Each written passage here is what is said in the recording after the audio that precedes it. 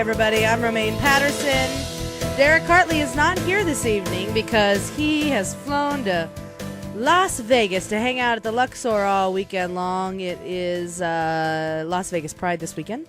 So he'll be hanging out at a pool party on Sunday at the South Pool there at the Luxor, and he'll also be having brunch. If you want to know all of his itinerary, you can go to dnrshow.net. It's right there on the show blog. He made a whole list of where he'll be and when. So make sure if you're in the area to go stop by and see him. It always makes him feel good.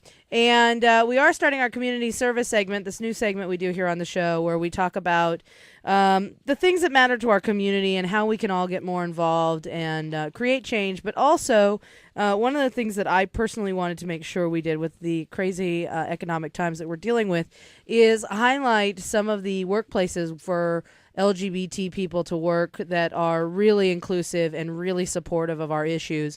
And so joining us here, we have Daryl Hershaft. He's the director of HRC's Workplace Project. And you can go to hrc.org/places to work to learn more about some of the best places to work for the LGBT equality going on. And, of course, also joining us, we have Travis Parman. He's the General Motors Northeast Regional Communications and LGBT Market Lead. And welcome to the show, gentlemen. Thank you for having me. Well, we're very happy to have both of you on the show. Now, with GM, Daryl, you guys over at HRC, you do this corporate equality index every year where you look at all the different corporations out there and you rate them based on certain criteria. Tell us what you guys have discovered about GM and what has really made you guys excited about the work they're doing.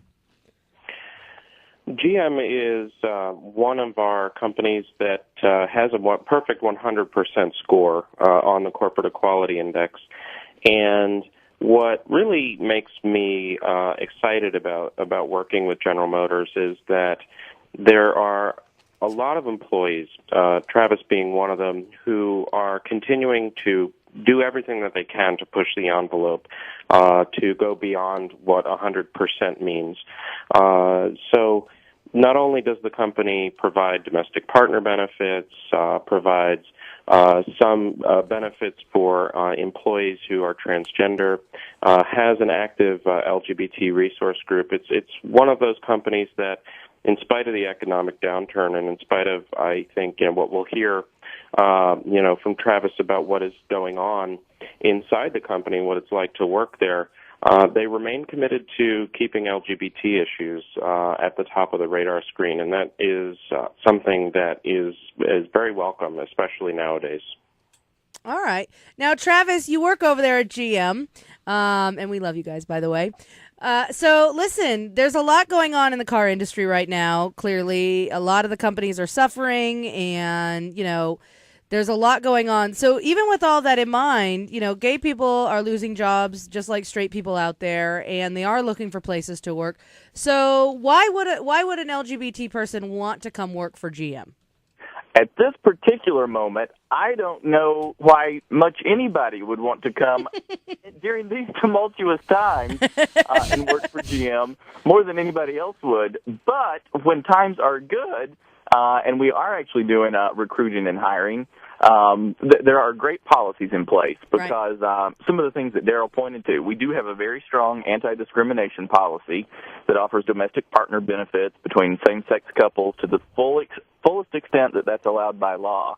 And we are very proud of that HRC Corporate Equality Index 100 score that we have gotten for several years in a row now. Yeah, and you guys are kicking ass on that one. I got to say, I'm a little jealous over here at Sirius XM. We are ready to ratchet it up to the next level, too, because as Daryl can discuss, they keep ratcheting it up each year on what the requirements are, and we're ready and raring to go. So we're already getting our suppliers lined up to make sure that we are diverse among our supplier base as well, which I think is the next phase. Right. So we're really covering every end of that. And then things like INDA, the Employee Non-Discrimination Act, the full version of that includes transgender, General Motors has come out in support of.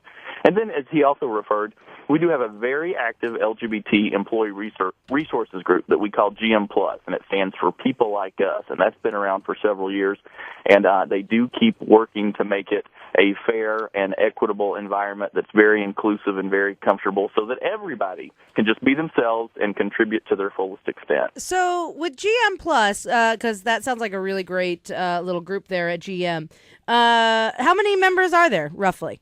We've got officially on the list, and it tends to be a little bit South Michigan centric because of the meetings and all of those sorts of things. Right. Although we're starting to develop satellite offices. I'm actually based out of Manhattan right now.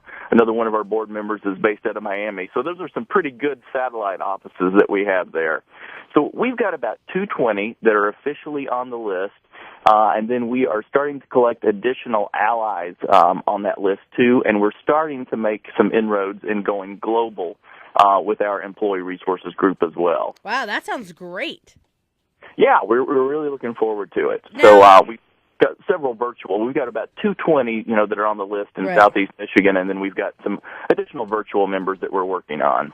Wow, that's incredible. Now, one of the things that I got the most excited about when I was going through the information that HRC has put together about GM was the transgendered benefits. Because, here on our show, we have a lot of transgender listeners who, most of which are actually working in the trucking industry because they found that that's one of the most easy places for them to transition. But I noticed that you guys actually offer a lot in terms of insurance that is availability and some of the treatments that are covered for transgendered employees. And I got to say, I'm really impressed. We've tried to do lots in the transgender community to make sure that we hit every point on LGBT.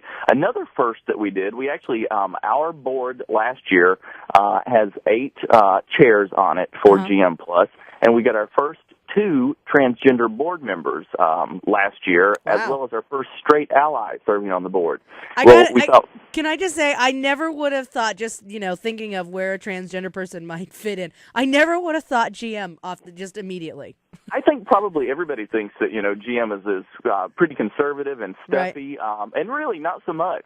We've had a lot of latitude to really push the edge of the envelope and, push into the LGBT community and make some sales, using our LGBT employees to sell to LGBT customers. Well, I was going to ask about that because you guys are in a tough place right now. The car industry in general suffering right now, with what's going on with our economy. So I was wondering, LGBT people generally seem to have a lot more disposable income. That's what all the research has shown us. So how are you guys reaching out to the gay and lesbian community and trying to get them to spend that disposable income with your company right now?